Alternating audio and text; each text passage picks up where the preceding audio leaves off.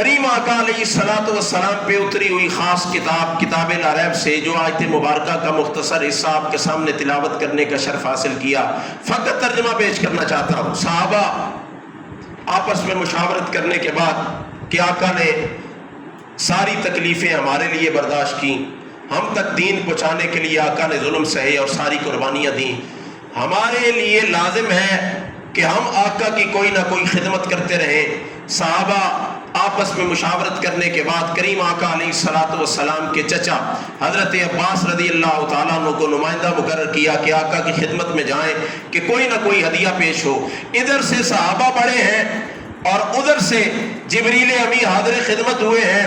قل لا اسألکم علیہ اجرا، محبوب انہیں بتا دو یہ جو محنت و مشقت کی ہے، یہ جو صادق و امی کہنے والوں کو بھی اپنا دشمن بنایا ہے، یہ جو ہر وقت پل کے فرش راہ کرتے تھے ان کو اگر رسے میں کانٹے بچھانے کے لیے تیار کیا ہے، اپنے جسم مقدس پہ اگر اوجریاں برداشت کی ہیں، طائف کے میدان میں پتھر کھا کے اپنے جسم مقدس کو لہو لہان کیا ہے، دین کی خاطر ہجرت کر کے گھر بار چھوڑ کے یثرب کو مدینہ بنایا ہے، تلوار اٹھا کے دین اسلام کی خاطر اگر میدان بدر میں اترا ہوں، اگر دین اسلام کی خاطر میدان بدر میں اپنے دندان مبارک کو عود میں اپنے دندان مبارک کو شہید کروایا ہے اور میدان خندق میں بھوک کی وجہ سے اپنے مبارک پیٹ پہ دو پتھر باندھے ہیں، تو اس لیے نہیں کہ تم سے کوئی خدمت لینی تھی، تم سے کوئی نذرانہ لینا تھا، نہ یاد رکھو تم سے کوئی اجرت طلب نہیں کرتا، کیونکہ مجھے جو اس کائنات میں دیتا ہے اسے فقط مالک و مولا کہا جاتا۔ شاید آقا نے صحابہ کو وہ وقت یاد کروایا ہوگا۔ ذرا منظر پیچھے دیکھو اور جان لو کہ میری طرح روزہ رکھنے کے لیے آئے تھے کہ جیسے آقا بغیر افطار کیے پھر روزے سے ہو جاتے ہیں، ہم بھی ویسے روزہ رکھنا چاہتے ہیں۔ 2 دن نہیں گزرے تھے تو نکاحت کی وجہ سے دیوار کے ساتھ سہارا لے کے آگے بڑھتے تھے۔ اس وقت میں نے تمہیں ایک بات بتائی تھی، صحابہ میری طرح روزے نہیں رکھ سکتے ہو، کھایا بھی کرو پیا بھی کرو، کیونکہ میرا رب اپنی جناب سے مجھے کھلاتا بھی ہے اور پلاتا بھی۔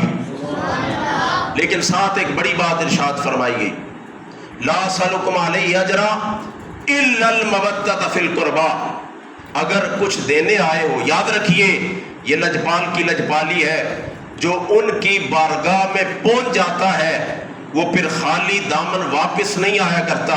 صحابہ میرے پاس آ گئے ہو اس لیے کہ خدمت کریں گے، اس لیے کہ کوئی نذرانہ پیش کریں گے، اس لیے کہ آقا کریم علیہ الصلوۃ والسلام کو کوئی تحفہ پیش کریں گے، تم آئے ہو، تمہارے آنے کی وجہ سے تمہیں اعزاز یہ دیتا ہوں، آؤ اگر جنت جانا چاہتے ہو تو میری اہل قرابت سے مودت کیا کرو۔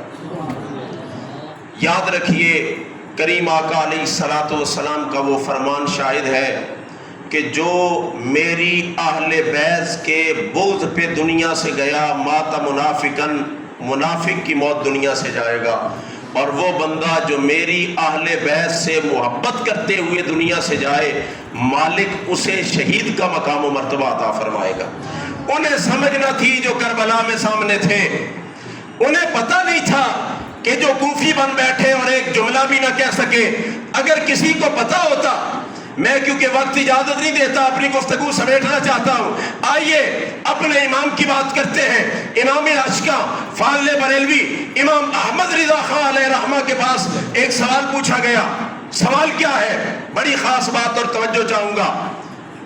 سوال یہ کیا گیا، کیا سید کو زکوٰۃ دینا جائز ہے؟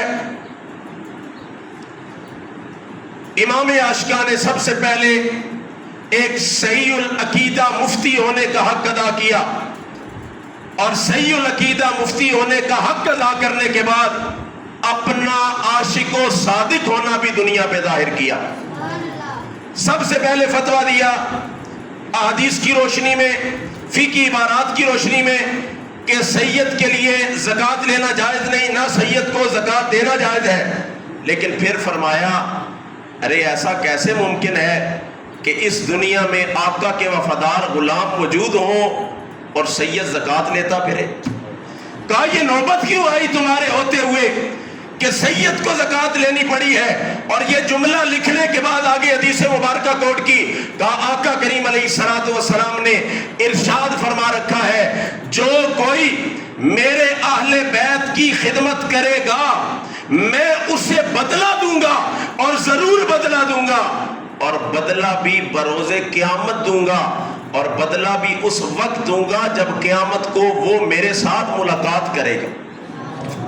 اعلیٰ حضرت نے بڑا تبصرہ کیا اس روایت پہ، میں فقط اشارتاً ایک جملہ کہنا چاہتا ہوں۔ انہوں نے کہا آقا نے اہل بیت کی خدمت کرنے والے کے ساتھ بڑے وعدے فرمائے، لیکن سب سے بڑا وعدہ یہ ہے کہ وہ بندہ رائگاں نہیں جائے گا، بروز قیامت اپنے کریم آقا کے ساتھ ملاقات کا شرف پائے گا۔ کاش کوفیوں کو پتہ ہوتا کہ یہ کتنا بڑا اعزاز ہے، کاش یزیدی سمجھ سکتے کہ امام علی مقام کی خدمت کیا مقام و مرتبہ ہے۔ وہ تو فقط دین کی خاطر آئے ہیں، وہ جو مدینہ چھوڑا ہے اور مکہ میں آئے اور حج کے دنوں میں حج کا پہنا ہوا احرام عمرے کے احرام میں تبدیل کر کے عمرہ کر کے میدان کرب و بلا میں جا کے سب کچھ لٹا کے حج اکبر کر کے دکھایا ہے۔ انہوں نے رہتی دنیا تک یہ پیغام دیا ہے، کامیابی و کامرانی فقط اس چیز میں ہے کہ تن من دھن ذات مصطفیٰ پہ قربان کر دیا جائے۔ اچھا بچا کون؟ وہ جو آئے تھے ان میں سے بچا کون؟ فقط ایک، حضرت حر، جو حقیقی حریت حقیقی آزادی پا کے امام علی مقام کے قدموں میں آ گئے۔ ضرورت اس امر کی ہے کہ میں اور آپ اگر حقیقی معنوں میں کامیابی حاصل کرنا چاہتے ہیں تو حسینی مشن پہ گامزن ہو جائیں۔